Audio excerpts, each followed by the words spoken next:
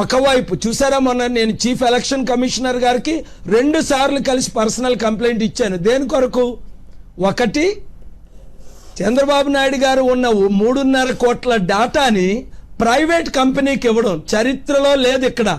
ఇది war crimes, ఎలాగో international crimes లో ఇది సైబర్ క్రైమ్స్ అండి. నేను ఇన్ రైటింగ్ ఇచ్చాను, చంద్రబాబు నాయుడు గారిని ఇన్వెస్టిగేట్ చేసి డిస్క్వాలిఫై చేయాలి.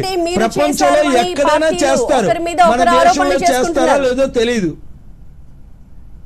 ఆరోపణలు కాదమ్మా, వారు ఒప్పుకున్నారు ఇచ్చారని.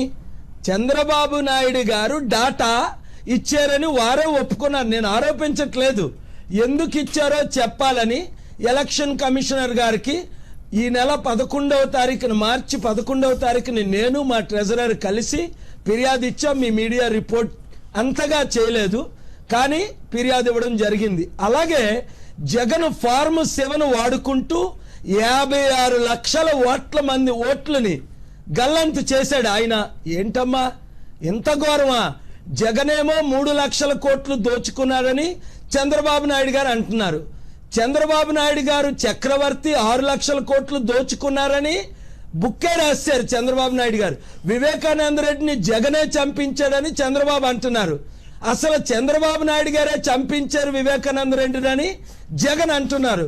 ఇప్పుడు వివేకానంద రెడ్డి గారికి న్యాయం జరగాలంటే ఆ 2 పార్టీల్లో ఎవరు గెలిచినా న్యాయం జరగదు. కనుక ప్రజాశాంతి పార్టీని గెలిపిస్తే అమెరికా నుండి ఎఫ్బిఐని, ఇక్కడ సిబిఐకి నో ఎంట్రీ అన్న చంద్రబాబు గారిని సిబిఐ ఎంట్రీ ఇచ్చి American FBI, Indian CBI June నెలలో ఎంక్వైరీ అయితే జూలై ఆగస్టు కల్లా వివేకానంద రెడ్డి గారిని ఎవరు చంపారు అన్నది తేలుతుంది.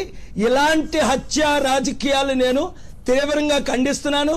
నాకు ప్రాణహాని ఉందని మా కమిటీ అంతా చంద్రబాబు నాయుడు గారిని ఎన్నిసార్లు కలిసినా, హోమ్ మినిస్టర్ని కలిసినా, డీజీపీ ఠాకూర్ గారు నేను పర్సనల్ గా రిక్వెస్ట్ చేసిన ఇంతవరకు ఒక గన్మెన్, ఒక సెక్యూరిటీని ఇవ్వలేదు. నాకు ఏమైనా అయితే చంద్రబాబు నాయుడు గారు ముఖ్యమంత్రిగా బాధ్యులు, జగన్ అపోజిషన్ లీడర్ గా బాధ్యులు.